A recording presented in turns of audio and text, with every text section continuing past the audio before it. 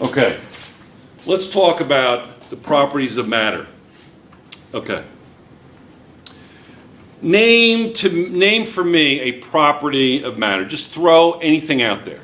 A property of matter. Anybody? Just say, anybody say a property of matter.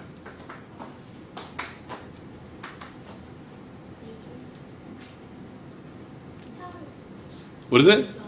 Solid. Okay, solid. All right. Okay, what else? Something else. What is it? Gas. Okay. What else? Liquid. Okay, I see where you're going with this. Liquid. What else? What else? Property of matter. What would a property of something do? Like the property of your hair. Name something that describes your hair. Yes. Yeah. Texture. Texture. What else? Yes. Color. Yes. What else? Yes. Length. I like that. Length. What else? Yes. What is it? Taste. Excellent. Okay. I just read this morning that, I don't know if this is right, that the nose, the olfactory bulb, which in the nose, which determines smell, there are 50 million cells in your olfactory bulb that determine cells, that determine maybe 5 million that determine scents in humans. There's 300 million in a dog, a hunting dog, tracking dog, a dog that's made for that. Isn't that amazing? They could pick up your scent 2 football fields away. It's amazing, isn't it? Amazing. Amazing. Why do you think they do that? Why do you think animals have those kinds of senses? Yes? Hunting, or maybe also for not being hunted. Maybe some animals have those things so they know that the bear or the dog or the wolf or the human is there. Yes? For protection. What is it? Protection. Protection, yeah. Protection. Doesn't want to get eaten. No, nothing will wreck your day more than getting eaten. It will just ruin your entire day. Okay? Terrible. Or your life. Yeah, your life too, yeah. How to ruin your life in one day. Get eaten by a wolf, yeah. Not good. Okay, so name for me some way to describe matter. How do you describe matter? Somebody said length. Yeah, length. I like that. Somebody said length. Somebody said color. Somebody said texture. I think I said texture. No, somebody said texture back here. Or something that meant texture. Yes? So there are ways, taste, how something tastes. Okay? So you named 2 different ways to describe matter. You described matter in terms of extensive properties and intensive properties. An extensive property doesn't describe matter as an individual substance that can be identified with that property, such as the length of a sheet of paper. This is 11 inches long. So is it true that anything that's 11 inches is this piece of paper? No. This has a mass of 1 gram. So anything that's 1 gram is this piece of paper? Does mass describe the identity of matter? No. So there are things that, such as mass, length, volume. These are extensive physical properties. They certainly describe property. And how can you take two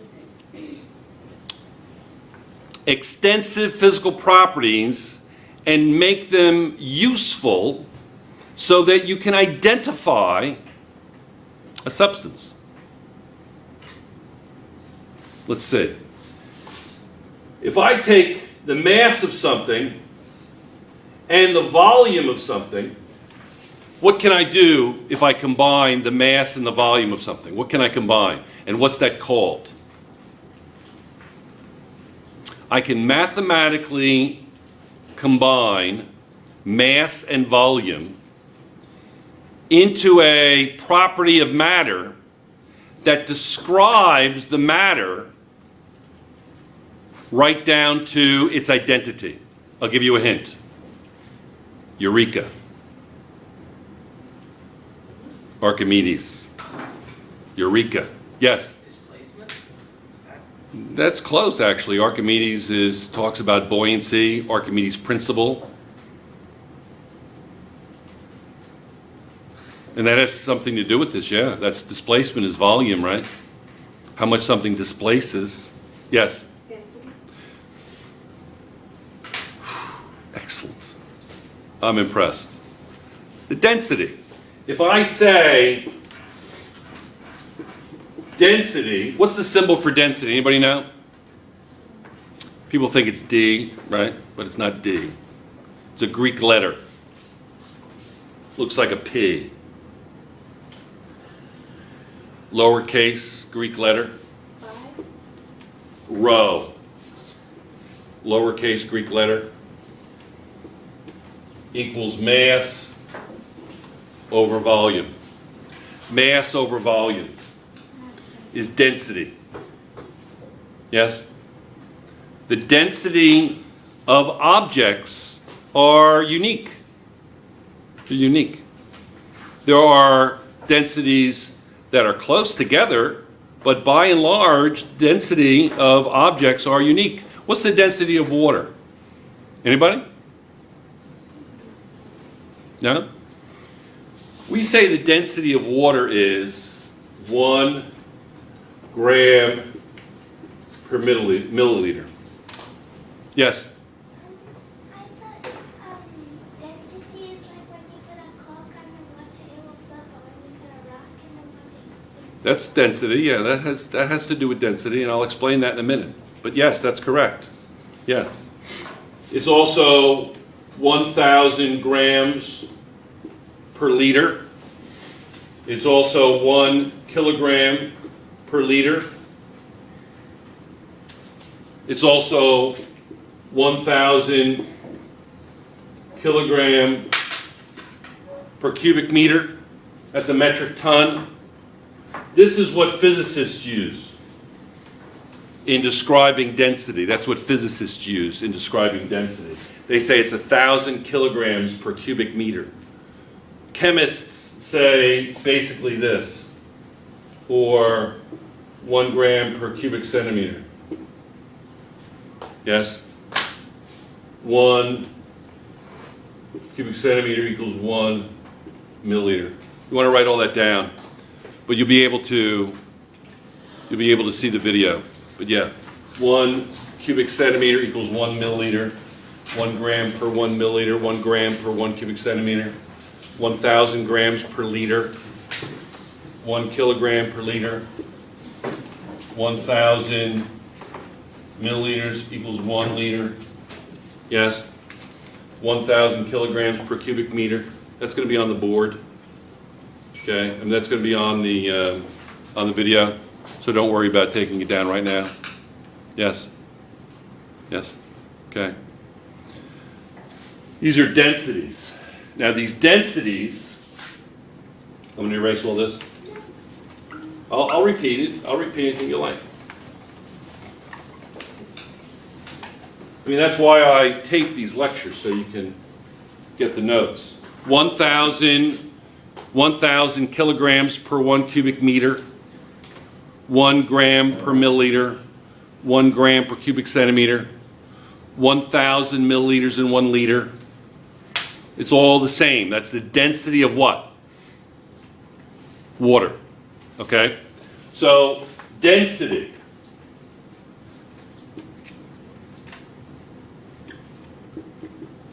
So what are intensive physical properties? If density is an intensive physical property, what are intensive physical properties? Therefore, properties that do what? Properties that do what? That can identify a substance. They are called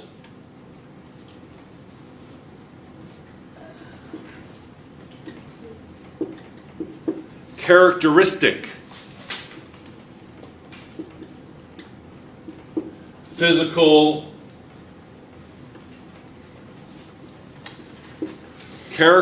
physical properties. Those are intensive physical properties. Shall we name a whole bunch? Yes? What's the boiling point of water?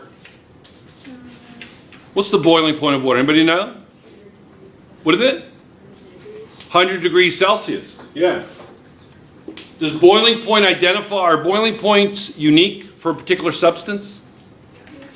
If I said something was water and it didn't boil at 100 degrees Celsius, would it be water? No. So boiling point. Boiling point. Give me another one. Yes. Melting point. Excellent. Melting point. What else? Anybody else? What is it? Freezing. Melting point, freezing point, same point. What else? Was that you, Nora? You say that? You did? Excellent, Julia. What is it? Drying point?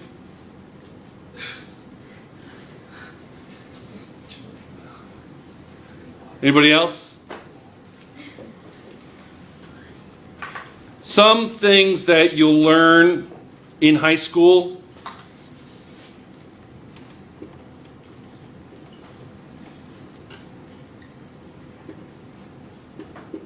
Specific.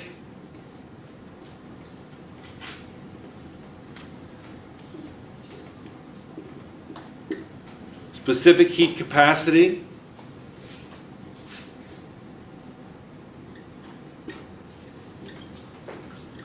Color. Yes? What do I mean by color? Like what happens if you paint something black? Does that change its properties? No, what its natural color is, correct? Yes? What else can color be also?